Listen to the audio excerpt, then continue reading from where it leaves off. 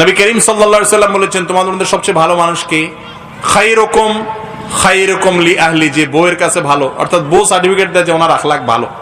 এটা সোজা কথা না। বউয়ের কাছে সার্টিফিকেট পাওয়া কত কঠিন যারা বিবাহিত তারা বুঝেন। বিশেষ করে 2-4টা ছেলে মেয়ে হয়ে গেছে তারা বুঝেন কত ধানে কত চাল, কত কাঠখড়ি পোড়ানোর পরে বউর খুশি সন্তুষ্টি অর্জন করা যায়। কারণ সারাদিন খেচর খেচর করেন, গেউ গেউ করেন, আচরণ খারাপ করেন, যা তা বলেন, মুখ খারাপ করেন, হুজুর মানুষ হইয়াও ব্যবহার খারাপ করেন। বাইরে তো মানুষ দেখে যে আপনি ফেরেশতা, মাশাআল্লাহ ইয়া বড় হুজুর, কিন্তু ভিতরে আপনার বউ জানে আপনার গোমর কি। ঠিক না ঠিক?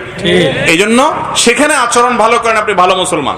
শুধু সালাত সিয়ামের মাধ্যমে না, আখলাকের মাধ্যমে ভালো মুসলমান হইতে হবে। কথা কি বুঝে আসছে ভাই? তো এই জন্য যথাসম্ভব অন্যের ক্ষতি যেন না হয় আমার দ্বারা, সেই চেষ্টাটা করতে হবে।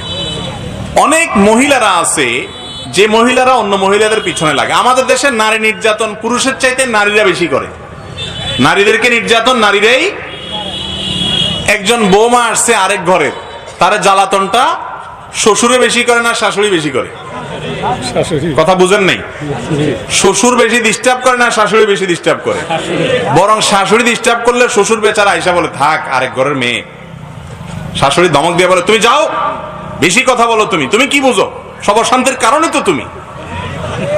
একটা জাড়ি মেরে দেখি দেয় না, বুড়া বেচারা মুখটা গোমরা করে আরেক রুমে চলে যায়। কারণ বুড়ির দাপট। মহিলাদেরকে আল্লাহ তাআলা এমন দাপট দিছে, মুসলিম মহিলাদেরকে, সব মহিলাদের না, আবার মুসলিম মহিলারা জোয়ান কালে যদি একটু সবর করে, স্বামীর কথা মানে, আল্লাহর কথা মানে, রাসূলের কথা মানে, গাঁটতেড়ামি না করে, কোরআন হাদিসের কাছে মাথা নত করে, আল্লাহ রাব্বুল আলামিন এক সময় এমন রাজত্ব দেয়।